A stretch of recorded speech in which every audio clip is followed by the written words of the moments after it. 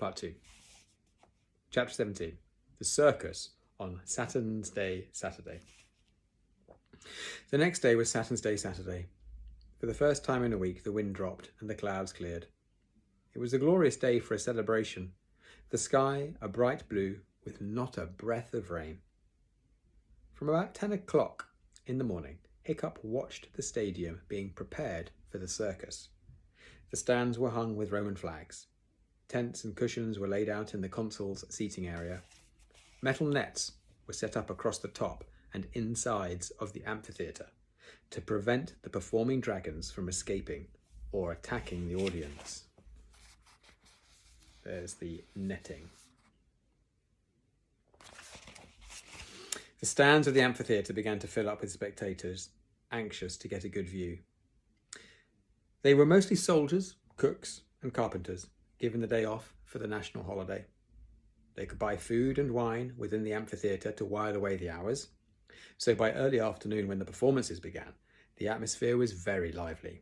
Everybody singing songs and even dancing on the seats.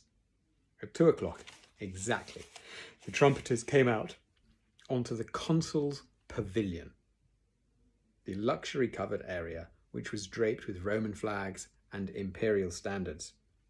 They blew an impressive fanfare, and everyone stood up and fell silent as the consul's party entered the stadium. The fat consul came first. Waddling very slowly with a slave at each elbow and one to carry his stomach, he had to stop every couple of steps to catch his breath. He wasn't looking too good. The fat consul was covered from head to toe in ugly red rashes and eczema wheals. Once the slaves had got him seated, they took it in turns to scratch different parts of his body with an instrument like a large fork, and this seemed to give him some relief. But judging from his restless wriggling and scratching, he was still in considerable discomfort. He was eating a light snack of double Repto burger with tomato and dormouse relish and pop dragons on the side. Alvin the Treacherous sat beside him in the pavilion.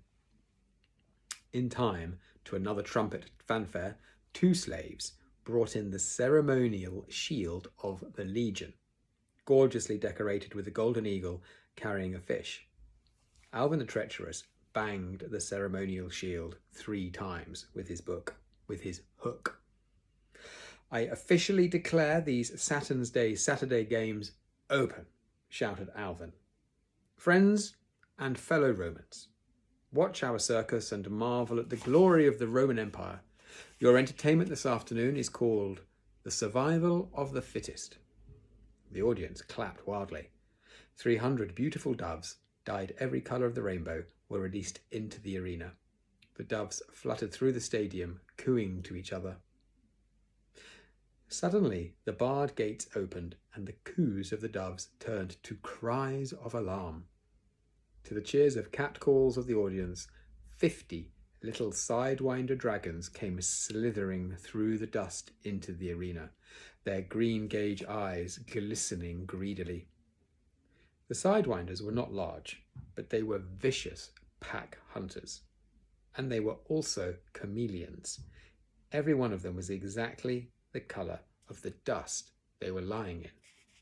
The doves desperately threw themselves against the metal nets covering the amphitheatre, but there was no escape for them. The sidewinders crept into the air like an army of cats stalking sparrows. As they rose up, they gradually turned as pale blue as the sky above them, and the doves flew desperately hither and thither in confusion until the leader of the sidewinders gave the signal to attack. Less than 60 seconds later, the air was filled with blood and multicoloured feathers, and there was not a dove left alive in that stadium. Goodness me, that's grim, isn't it? The sidewinders celebrated by turning the colour of the dove they had just eaten. They made a glorious multicoloured sight, swooping and shrieking through the air in victory rolls, singing a song of praise and thanks for the meal they had been given. And then the barred gates opened again. The song of the sidewinders stopped abruptly, and they instantly turned the colour of the sky again. Now it was they who were throwing themselves at the metal nets above them and finding they were trapped. For creeping into the arena came 20 heavily armoured black flash fangs, their talons making slashing patterns in the dust. The audience laughed cruelly at the fear of the Sidewinders, who seconds ago were the hunters and had now become the prey. From his barred window high up in the tower, Hiccup could watch no longer. He knew that a Sidewinder was no match for a flash fang. He stepped away from the window with a heavy sigh. Toothless had taken one look at the flash fangs and was now hiding in Hiccup's shirt. The door of their prison cell opened with a crash. The first kidnapper stepped in, followed by 20 heavily armed soldiers. "Is the timings for your big day in the circus?" beamed the first kidnapper. "Here goes," said Kamikaze grimly. "Let us face certain death like heroes." "It isn't certain death," protested Hiccup. "Don't forget my plan." "What would be the plan where we get rescued at the last minute by a dragon the size of an amoeba?" asked Fishlegs. The soldiers led the boys down from the tower, across several courtyards, and then down many long flights of steps. Steps so slippery that Hiccup fell and grazed his calf. The steps ended in an underground chamber where a Viking boat was tethered on the ground. On one side of the boat was painted its name, the Valhalla Express. The chamber was beginning to fill with water. A dam in one of the chamber walls was open and seawater was flooding in. "Pleased to jump in?" grinned the first kidnapper. Kamikaze was astonished. "Are they setting us free, do you think?" she asked Hiccup. "Yeah, no chance," replied Hiccup grimly. "Look, they've half opened the gates of the dam. They think the ground isn't suitable for fighting on, like I said last night, so they're flooding the stadium. I thought they might do this. We're going to be part of a sea battle for the entertainment of these Romans." Now this is true, actually. The Colosseum in Rome apparently would be flooded and they would have these mock sea battles. "What about the flash fangs?" asked Toothless from somewhere inside Hiccup's shirt. "The water will kill the flash fangs," said Hiccup. "Flash fangs can't swim." "So who will we be fighting then?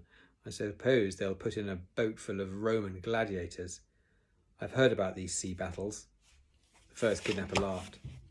"Waitings and seeings," he said. The 3 Vikings and Toothless were now all aboard. The underground chamber was half full with water, and the boat was bobbing clear of the ground. The kidnapper gave them a cheery wave goodbye and cut the rope that moored the Valhalla Express to the dock. Chapter 18. The Valhalla Express.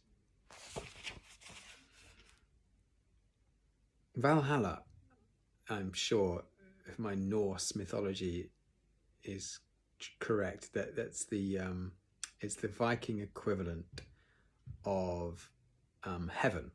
It's where the Vikings believed they went to after death. So the Valhalla Express is the name of this boat that they're in. So it's like an express, meaning a fast moving transport. So it's like saying this boat is going straight to the afterlife for these Vikings, the Valhalla Express. The Valhalla Express shot off down the tunnel, carried by the strong current of water. The tunnel ended in a gate that led into the stadium. The gate was open, and the Valhalla Express sailed into the central arena, now filled with 3 meters of water. Massive cheers rocked the stadium.